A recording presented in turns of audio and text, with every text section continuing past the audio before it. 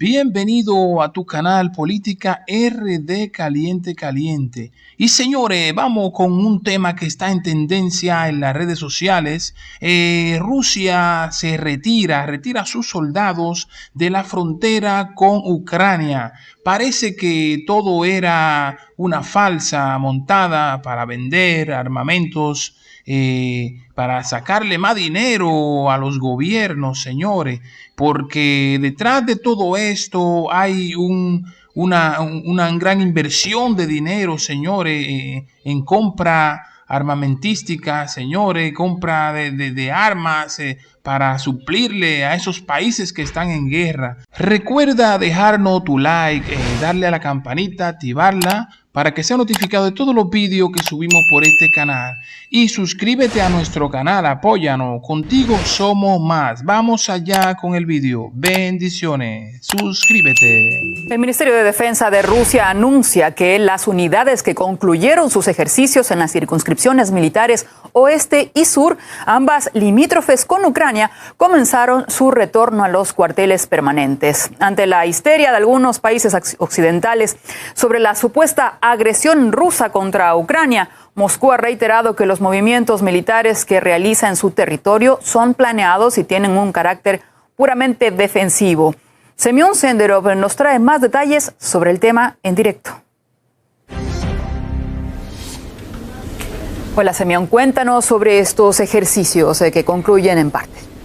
Hola María Isabel. Bueno, tal y como era planeado, como estaba previsto, ya algunas de las tropas rusas empiezan a regresar a sus respectivas bases militares. Fue parte de los ejercicios anunciados anteriormente y del éxito hablaba el portavoz del Ministerio de Defensa, Igor Konashenkov. Se han llevado a cabo de acuerdo a lo previsto una serie de ejercicios de preparación militar. A medida que finalizan estas acciones de entrenamiento, las tropas, como es habitual, realizarán una marcha combinada a los puntos de ubicación permanente. Las unidades de los distritos militares del sur y del oeste, que cumplieron su misión, ya han empezado el proceso de carga del transporte ferroviario y automovilístico y hoy empezarán el traslado a sus cuarteles.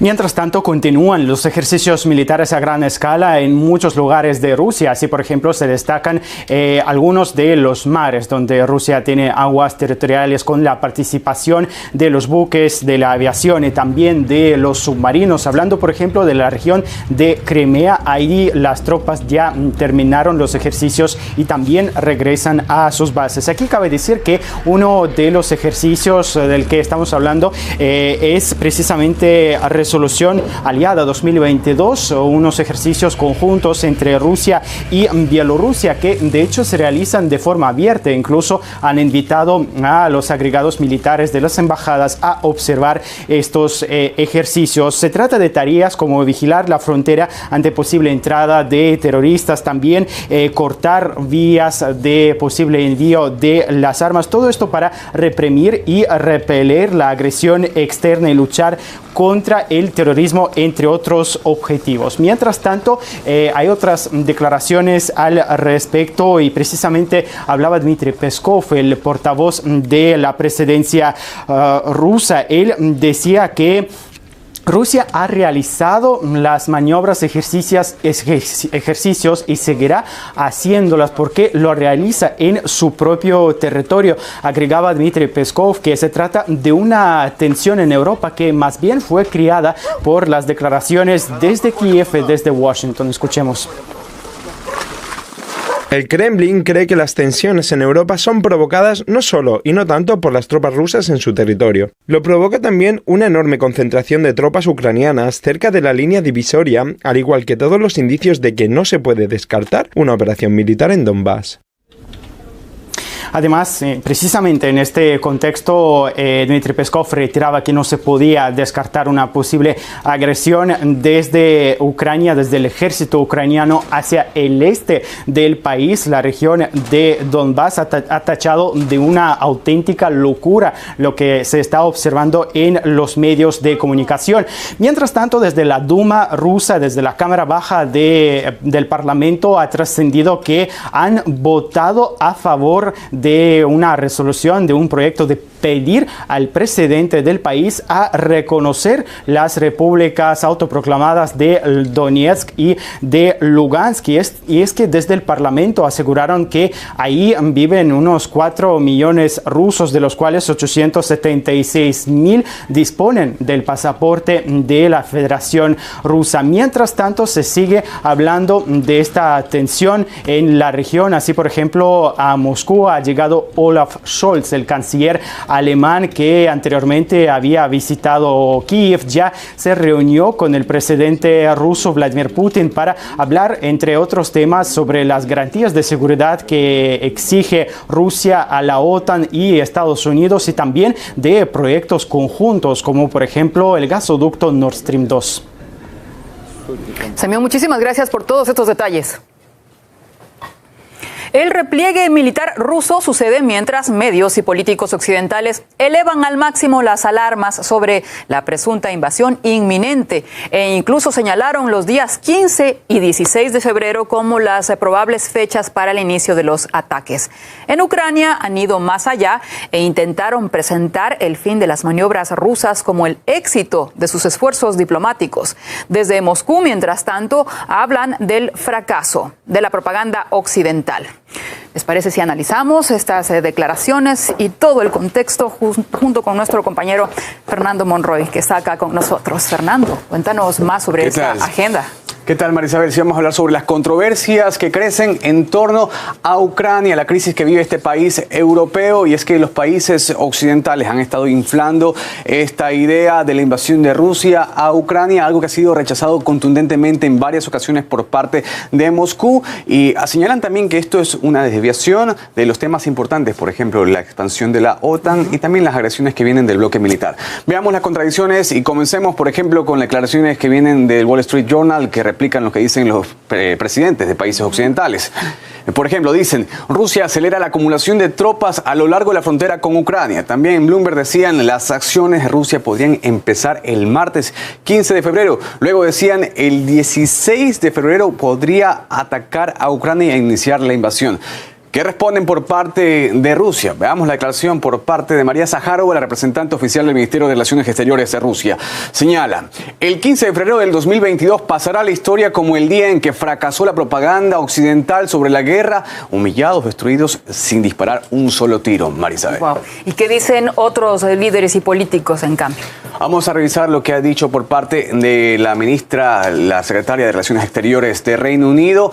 Ella señaló que la invasión rusa sigue siendo muy probable, que podría llegar en cualquier momento. Esto a pesar de que el ministro de Relaciones Exteriores de Rusia, Sergei Lavrov, había señalado de que aún hay tiempo para la diplomacia y que está muy lejos de agotarse. Sin embargo, ella lanzó una contundente declaración sobre la crisis ucraniana, más aún agudizando las tensiones ya existentes. Pero ¿qué te parece si escuchamos las declaraciones del presidente de Ucrania, Vladimir Zelensky, que él ha estado cargado de contradicciones? De hecho, muchas veces se ha alejado de las palabras que vienen desde Washington, pero escuchemos lo que tiene que decir ahora.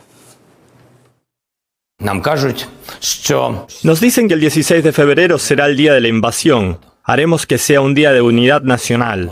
Se ha firmado el decreto correspondiente. Sacaremos a las calles la bandera nacional, pondremos cintas amarillas y azules y le mostraremos nuestra unidad al mundo entero. Y vamos a seguir revisando, Marisabel, porque lo que han dicho por parte del ministro de Relaciones Exteriores de Ucrania es que todo lo que se ha logrado en cuanto a la retirada de algunas de las tropas cerca de la frontera con Ucrania por parte de Rusia es que es parte de un éxito de la diplomacia para poder desescalar toda esta crisis. Sin embargo, anteriormente ya el secretario de Relaciones Exteriores de Rusia, 5 días atrás, señalaba de cómo podría terminar esto, de que se terminen los ejercicios militares entre Rusia y Bielorrusia, y con ello Occidente iba a decir que había tenido éxito con su plan de diplomacia para poder desescalar toda esta crisis. Y este problema le ha costado muy caro a Ucrania, cerca de unos $2.000 millones al mes, Marisabel. Mira, tú, vamos a profundizar este tema. Contamos con la opinión en directo del analista Alexis Matute. Alexis, le vamos a consultar inmediatamente cómo toma usted toda esta retórica que finalmente llega a la expectativa de una invasión que se esperaba desde diciembre. Bueno, esto de aquí deja claramente anotar cómo la prensa de Occidente puede influir de una manera negativa, ¿no?, hacia la comunidad, básicamente hacia el Occidente, ¿no?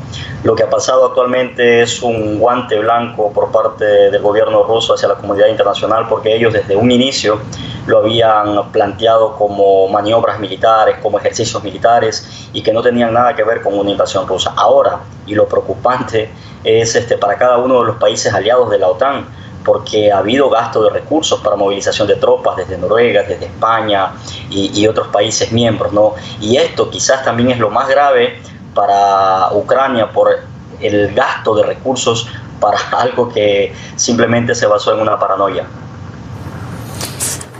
Alexis, le saluda Fernando. Bueno, esto podría interpretarse también como una desviación de problemas centrales para Moscú, por ejemplo, la expansión de la OTAN o también las seguridades que exige Moscú. Frente a todo esto, ¿qué se puede esperar?